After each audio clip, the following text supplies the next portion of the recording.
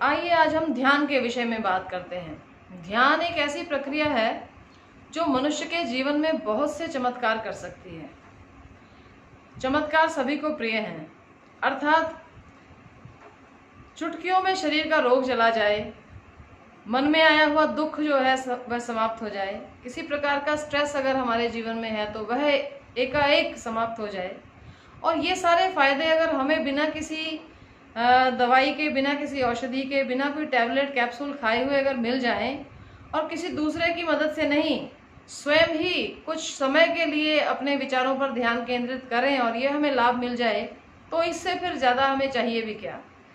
इस ध्यान की प्रक्रिया में सर्वप्रथम बैठने पर, इसकी बैठने की स्थिति पर बहुत ध्यान देना चाहिए। ध्यान में जब भी हम बैठें तो सिद्धासन, सुखासन, पद्मासन जिसमें भी बैठे, परंतु सर्वसुलभ जो आसन है वह सिद्धासन है। दोनों पैरों को मोड़ते हुए इस प्रकार से लाएं कि अपना जो बायां, लेफ्ट जो आपका पांव है वो नीचे होना चाहिए और राइट वाला जो पांव वो ऊपर होना चाहिए। और दोनों की एड़ियां जो है वो एक दूसरे पर टिकी हुई होनी चाहिए। एड़ी के ऊपर एड़ी आ जाए और दोनों पैरों को बिल्कुल नाभि के नीचे एक रेखा में इस प्रकार से रखें कि वह आपके शरीर के मूल को स्पर्श करती हुई एड़ियां हो और दोनों पंजे इस प्रकार से ऊपर की ओर यथासंभव प्रयास करें। घुटने जो है वे इस प्रकार उठे हुए नहीं होने चाहिए, वो बिल्कुल इस तरह से समान भाव से वो धरती के साथ लगे हुए हों, नीचे लगे हुए होने चाहिए, बिल्कुल ऐसे सपाट होने चाहिए। कोशिश करनी चाहिए कि शुरुआत में बटरफ्लाई पोज के द्वारा हम इसकी स्थिति को सिद्ध कर लें। इस प्रकार से जब हमारे पैरों का यह आसन सिद्ध हो जाए, उसके पश्चात आपके नितंब से लेकर के और आपके यहाँ सिर के मध्य तक, अर्थात टेल बोन से लेकर और आपके यहाँ जो एटलस से ऊपर होकर के हमारे सिर के मध्य का भाग है, जिसको योग की भाषा में सहस्त्रार चक्र कहा जाता है, यह बिल्कुल एक सीधी रेखा में होना चाहिए, बिल्कुल स्ट्रेट, ना आगे की ओर झुका हुआ हो और ना पीछे की ओर तना हुआ हो, इस प्रकार से स्ट्रेट होना चाहिए। ये सीधा होने का अभिप्राय यह है कि जितनी भी ज्ञानवाही और रक्तवाही नाड़ियां हमारे शरीर में हैं, वे उस ध्यान की प्रक्रिया में बिल्कुल समअवस्था में रहें और इस प्रकार से वे, उनका प्रवाह जो है वह रुकना नहीं चाहिए। प्रवाह के अंदर किसी भी प्रकार के उसके फ्लो में डिस्ट्रैक्शन नहीं आना चाहिए, इसलिए सीधा बैठना बहुत अनिवार्य।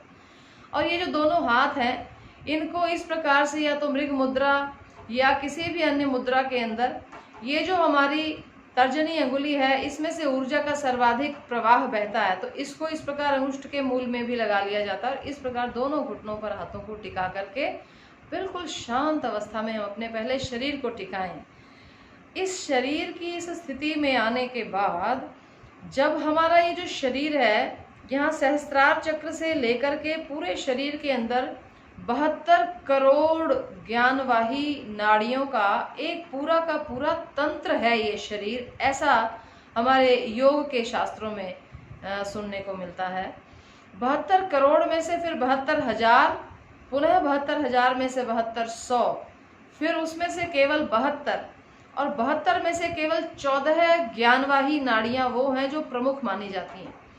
इन 14 नाड़ियों में से 2 नेत्रों से, 2 नासिका छिद्रों से, 2 कानों से, 6 7वीं हमारे मुख से, और 3 नाड़ियां जो हैं वे मल, मूत्र और जननेंद्रिय के द्वारों से जुड़ी हुई होती हैं, और 14वीं जो नाड़ी है वह हमारे नाभि चक्र से जुड़ी हुई होती है।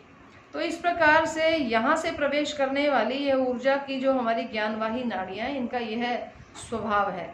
तो इन नाड़ी तंत्रों का हमें इतना ध्यान रखना है कि ये बिल्कुल डिस्ट्रैक्शन रहित होनी चाहिए, कॉन्ट्रैक्शन रहित होनी चाहिए, इनमें किसी प्रकार का खिंचाव या दबाव ना हो। तो बड़ी ही सहज और सरलता के साथ हमें अपने शरीर को बिल्कुल आसन की अवस्था में, सुख की अवस्था में इस प्रकार से रखना है। शरीर जब इस प्रकार से हमारा शांत हो जाए, तब उसके पश्चात यह जो प्राण हमारे शरीर में चल रहा है, अब हमें इस प्राण के ऊपर ध्यान देना है। जितनी अधिक मात्रा में हम श्वास को भीतर तक भरते हैं, उतनी अधिक मात्रा में हमारे शरीर में ऑक्सीजन का लेवल बढ़ जाता है। ऑक्सीजन का लेवल जितना ज़्यादा बढ़ता है, उतना ही मनुष्य का जो रक्त है वो पतला रहता है, उतनी ही मात्रा में रेड कॉर्पसेल्स जो हैं ब्लड में वो बढ़ने लग जाते हैं, और जितनी ज़्यादा मात्रा में ऑक्सीजन भीतर खींचते हैं उतनी ही अधिक मात्रा में हमें कार्बन डाइऑक्साइड बाहर निकाल देनी है। जिस समय कार्बन डाइऑक्साइड बाहर निकालनी है तो चिंतन साथ में यह भी करना है कि केवल वो दूषित वायु ही नहीं, हमारे जितना भी दूषित तत्व है, हमारे दूषित विचार हैं, हमारे शरीर के अंदर जितनी भी विषाक्त विषाणु जो भी इस समय पैदा हो रहे हैं वे सारे के सारे बाहर चले जाएं। योग के विषय में भगवत गीता में भगवान कहते हैं अपाने जुह्वति प्राणम प्राणे अपानम तथा परे। प्राण को इतना भरना है हमें कि अपान वायु हमारी नाभि के नीचे रहती है। नाभि के नीचे की जो वायु है, जो हमारे मल मूत्र और जननेंद्रिय के अंगों के अंदर वायु प्रसारित रहती है, उसको अपान वायु कहा जाता है। तो अपाने जुह्वति प्राणम, जिस समय इनहेल करें तो प्राण इतना लें कि वे अपान तक पहुंच जाए। इसका अभिप्राय यह है कि देखिए, प्राण भरेगा तो फेफड़ों में ही, परंतु प्राण की जो सूक्ष्म गति है वह इतनी अधिक होनी चाहिए, इतनी प्रबलता से जाना चाहिए कि वह डायाफ्राम को थोड़ा सा नीचे की ओर करें। जिस समय प्राण भरे तो छाती बाहर फूलती है, नीचे की ओर भी फैलती है, तो यहाँ जो लंग्स के नीचे एक पतली झिल्ली डायाफ्राम की है वह भी थोड़ा सा नीचे की ओर चली जाए, और नाभि तक हमारे प्राण की फोर्स जो है वो पहुंच जानी चाहिए। तो इसी प्रकार से जब हम छोड़ने लगेंगे तो छोड़ने की प्रक्रिया भी जो है वह इसी प्रकार से प्रारंभ होगी। लेकिन आपको एक रहस्य की बात मैं बताऊं, प्राणायाम जब भी प्रारंभ करें तो कभी भी भरने से प्रारंभ ना करें। सबसे पहले जब इस प्रकार हमें मेडिटेशन से पूर्व किसी प्राणायाम को करना है, भस्त्रिका प्राणायाम जो है वह सबसे ज़्यादा उपयोगी रहता है मेडिटेशन के अंदर प्रवेश करने के लिए। तो एकाएक से प्रारंभ कभी झटके से नहीं करना चाहिए। सर्वप्रथम बहुत धीरे धीरे सहजता के साथ हम अपने प्राण को बाहर निकालना शुरू करें। सबसे पहले हमें एक्सहेलेशन करना है, तो बाहर प्राण निकालेंगे तो बहुत गहराई तक जितना प्राण हमसे बाहर निकल सके उतना निकालें, और जल्दी कोई नहीं है। फिर से दोनों नासिका छिद्रों से बड़े सहज भाव से श्वास को फिर से भर लें, भर करके उसको अपान तक, नाभि तक उसको लेकर के जाएं, और प्राण को फिर बड़ी से, अभी रोकना नहीं है, केवल deep breath in and deep breath out. इसी प्रक्रिया को आप तब तक करें जब तक कि आपका मन स्वयं ही शांत और एकाग्र न होने लग जाए। देखिए, बलपूर्वक किया गया कोई भी कार्य जो है वह हानिकारक होता है। यह जो प्राणायाम है, और प्राणायाम को करना, इसको शास्त्रों में कहते हैं एक सिंह को बांधने के बराबर है। ये प्राण जो है ये शेर सिंह के समान है, मतवाले हाथी के समान है, बिगड़ा हुआ जो प्राण होता है। और ज्यादातर हमारा प्राण जो है वह बिगड़ा हुआ होता है, क्योंकि जैसे ही चिंता हमारे जीवन में प्रवेश करने लग जाती है तो हमारा जो श्वास है वह छोटा होने लग जाता है। श्वास को लेने की जो हमारी प्रक्रिया, फेफड़े पूरी श्वास भरते नहीं। जिस समय चिंता में, शोक में, दुख में और विषाद की स्थिति में, अकेलेपन की स्थिति में, स्ट्रेस में, डिप्रेशन में हम डूबे हुए हैं, उस समय हमारे फेफड़े पूर्ण रूप से खुलते नहीं हैं, वे थोड़ी और छोटी श्वास भरते हैं, जिसके परिणाम स्वरूप धीरे धीरे हमारे शरीर के जो रिमोटेस्ट हमारे अंग हैं वहाँ पर ऑक्सीजन का लेवल जो है वो धीरे धीरे कम होना प्रारंभ हो जाता है। और जब ऑक्सीजन का लेवल कम होना प्रारंभ हो जाता है तो फिर घोर डिप्रेशन की स्थिति में चला जाता है मनुष्य, और रक्त भी गाढ़ा होने लग जाता है, क्योंकि रक्त में भी पूर्ण ऑक्सीजन नहीं पहुंचता। हृदय को पंपिंग ज़्यादा जोर से करनी पड़ती है, इसी स्थिति को ब्लड प्रेशर कहा जाता है। तो इसलिए सर्वप्रथम हमें केवल डीप ब्रीथ इन यह प्रक्रिया प्रारंभ करनी है। जब हम सहजता से ध्यान में प्रवेश करना चाहते हैं तो गहरा श्वास भीतर तक भरना है, गहराई से उसको छोड़ना है, केवल ब्रीथ इन ब्रीथ आउट, ब्रीथ इन ब्रीथ आउट। इसी प्रक्रिया को हम तब तक करेंगे जब तक कि हमारा मन जो है वह शांत और एकाग्र न हो जाए। एकाग्रता के साथ अब हम अपने प्राण को देखना प्रारंभ करेंगे।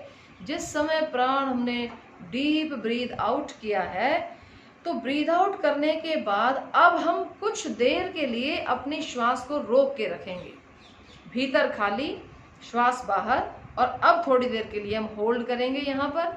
इसको बाह्य कुंभक कहा जाता है। ऐसा इसलिए भी करना जरूरी है क्योंकि जो कार्बन डाइऑक्साइड अभी बाहर निकाला, अगर तुरंत श्वास लेंगे तो वही वापस चला जाए, इसलिए कुछ देर उसे होल्ड करेंगे ताकि वह कार्बन डाइऑक्साइड वहां से सहजता से हटे और भरपूर मात्रा में ऑक्सीजन वहां पहुंच जाए। क्योंकि अभी हम प्राणायाम कर रहे हैं, तो फिर प्राणायाम करेंगे तो भरपूर मात्रा में हमें पूरा ऑक्सीजन अपने भीतर भर लेना है। अब जब ऑक्सीजन भीतर गया तो हम फिर यहाँ कुछ सेकंड्स के लिए फिर से रोकते हैं ताकि वह जो ऑक्सीजन है वह हमारे प्रत्येक अंग में, प्रत्येक बारीक से बारीक जो हमारी नलिका है वहां तक वह पहुंच जाए। और इसी प्रकार से deep breath in, hold, deep breath out, hold, deep breath in, hold, deep breath out, hold. श्वास भरें, रोकें, श्वास छोड़ें और रोकें। इस प्रकार से इस प्रक्रिया को हमें तब तक करना है जब तक कि हमारा मन प्रफुल्लित और आनंद से न भर जाए। श्वास भरते हुए हमें यह विचार अपने मन में करना है कि इस समय में मेरा जो शरीर है ये धरती के ऊपर बैठा है। दोनों नेत्र बंद करके अब मेडिटेशन की प्रक्रिया में हम प्रवेश करें और ऐसा सोचें कि ये पृथ्वी है, पृथ्वी के ऊपर मेरा शरीर है और इसके अलावा मेरे चारों ओर ऑक्सीजन से, ऊर्जा से, डिवाइन एनर्जी से, उस परम तत्व की, ईश्वर की कृपा से भरा हुआ अनंत सागर है। जो ऊर्जा है यही ऑक्सीजन है और ये मेरे चारों ओर एक समुद्र है। बस इन 3 तत्वों के सिवाय और किसी भी वस्तु का चिंतन करने की आवश्यकता नहीं है। सबको अपने मन से बाहर निकालें, केवल प्राण पर ध्यान देना है। पृथ्वी पर मेरा शरीर है, इस प्रकार से मैं उस परम तत्व की ऊर्जा को अपने भीतर भरता हूँ और वह ऊर्जा मेरे अंग अंग के अंदर पहुँचती है। तब मैं परमात्मा की शक्ति से व्याप्त हो जाता हूँ, वह शक्ति मुझ में व्याप्त हो जाती है, एकीकार हो जाता हूँ। और इस प्रकार से वह जब श्वास हम बाहर छोड़ें तो संपूर्ण जितनी भी हमारे अंदर नकारात्मक ऊर्जा है वह सारी हम बाहर फेंक देंगे। तो धीरे धीरे इस प्रकार तब तक करें जब तक स्वतः ही सहजता से आपका जो मन है वह शांत होने लग जाएगा। मन एक स्थान पर, एक बिंदु पर बिल्कुल खड़ा हो जाता है। वह स्थिति आपके ध्यान की स्थिति कहलाती है। तब आप प्राण को वहीं छोड़ दीजिए और उस स्थिति के अंदर अपने एकाग्र मन के साथ आप या तो किसी एक डिवाइन साउंड, जो हमारे यहाँ प्रणव की ध्वनि, ओम की ध्वनि है, उस ध्वनि को अपने भीतर में उच्चारण करते हुए उस पर अपने मन को लगाएं, अथवा गुरु के द्वारा दिया हुआ जो मंत्र है उस मंत्र पर ध्यान को लगाएं। अपने गुरु के स्वरूप पर भी ध्यान लगाया जा सकता है। अन्यथा जो भी कोई महापुरुष हमारे लिए आदर्श हैं, ईश्वर, अल्लाह, गॉड, तीर्थंकर, महावीर, जिस किसी में भी हमारा मन लगता हो, शिव, दुर्गा, राम, कृष्ण, जिस भी स्वरूप में, सूर्य, चंद्रमा, जहाँ भी आपका मन टिकता हो, आप उसी तत्व को अपने ध्यान में लेकर के आए। परंतु यह तत्व संसार के ऐसे संबंध नहीं होने चाहिए जिन संबंधों से कुछ हानि ही हो जाए। ये संबंध हमेशा कोई ना कोई हमारे लिए एक सुप्रीम स्पिरिचुअल पावर से भरा हुआ व्यक्ति या भरी हुई कोई शक्ति, कोई ऐसा तत्व होना चाहिए जिस पर हम अपना ध्यान केंद्रित करते हैं। क्योंकि जैसा जैसा हम ध्यान करेंगे वैसी वैसी हमारी बुद्धि बन जाती है। यथा अभिमत ध्यानात्वा, जैसा ध्यान करेंगे वैसी ही वृत्ति बन जाएगी। ऐसी एक कथा हमने गुरु मुख से श्रवण करी कि एक व्यक्ति ध्यान में बैठ करके अपनी भैंस का चिंतन करने लगा, तो उसको ऐसा अनुभूत होने लगा, वह जब उठ करके चला तो दरवाजे में खड़ा होकर कहने लगा कि मेरे सींग फंस जाएंगे, मैं बहुत मोटा हूँ, मैं कैसे बाहर निकलूं। कहने का अभिप्राय भैंस के साथ इतनी वृत्ति एकाकार हो गई। तो हमें जिस वस्तु का ध्यान करना है वह संपूर्ण दिव्य शक्तियों से भरी हुई ऐसी कोई स्पिरिचुअल शक्ति होनी चाहिए। तो उस एक पर, एक बिंदु पर, उस एक तत्व पर अब हम अपने मन को टिका करके रखेंगे और बड़ी सहजता के साथ, कोई प्रयास नहीं करना, कोई फोर्स नहीं लगानी। मन जब तक वहाँ टिकता है तब तक उसे टिका रहने दें। अब हमें प्राण के बाद अब अपने मन के ऊपर ध्यान देना है। जैसे ही हम ये अनुभव करें कि अब इस पल हमारा मन उस तत्व से हटकर कहीं बाहर गया, उसी क्षण मन को मुस्कुराकर फिर पुनः लौटा करके उसी तत्व पर ले आइए। ये अभ्यास करना है। अभ्यास वैराग्य से ही ये मन जो है इसका निरोध हो जाता है। अभ्यास परम आवश्यक है। जितना अधिक अभ्यास इस ध्यान की प्रक्रिया का आप करेंगे, उतना ही आपका जीवन जो है वह इस प्रकार ऊर्ध्वगामी, आपके चित्त, आपकी जो चेतना है वह ऊर्ध्वगामी होगी और आपके अंदर ऐसी ऐसी शक्तियां प्रकट हो जाएंगी कि उन शक्तियों से ही आप अपने रोग को नष्ट कर सकेंगे। तो इस प्रकार से सहजता से ध्यान की प्रक्रिया में प्रतिदिन अभ्यास करते करते करते जब आपका यह अभ्यास अनंत काल तक सतु दीर्घ काल सत्कारा सेवितो दृढ़ भूमि ही। अभ्यास कैसा होना चाहिए? दीर्घ काल तक चलना चाहिए, सत्कार पूर्वक होना चाहिए और अविलंब होना चाहिए, उसमें किसी प्रकार की बाधा नहीं आनी चाहिए। ऐसा अभ्यास प्रतिदिन निश्चित समय पर अवश्य करें, किसी भी दिन छोड़े नहीं। आलस्य आवे, प्रमाद आवे, किसी भी प्रकार का उसमें विक्षोभ उत्पन्न हो, परंतु फिर भी प्रयास पूर्वक नित्य अभ्यास को करते रहें। नित्यता बनी रहेगी, तब यह ध्यान की प्रक्रिया मनुष्य जीवन के लिए अमृत तुल्य कार्य करेगी और बहुत बड़े चमत्कार भी कर सकती है ध्यान की प्रक्रिया। आप सभी को ध्यान के अंदर प्रवेश करने के लिए और ध्यान में आपकी स्थिति बने, ऐसी भावनाओं के साथ हरि ओम।